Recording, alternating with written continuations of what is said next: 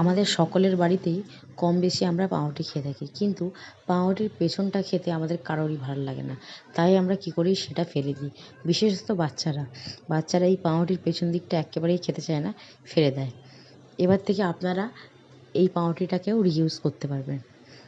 কীভাবে? পাউরুটিটাকে কেটে প্রথমে ফ্রিজে রেখে দেবেন। ফ্রিজে রাখলে দেখবেন পাউরুটিটা শক্ত হয়ে গেছে। তারপরে এটাকে এরকম মিক্সারে দিয়ে ভালো করে গ্রাইন্ড করে নেবেন। ভালো করে গ্রাইন্ড করে নিলে এটা দেখবেন পুরো একদম বিস্কুটের গুঁড়ো হয়ে গেছে। এগুলো দিয়েই তো করে বিস্কুটের গুঁড়ো, হ্যাঁ।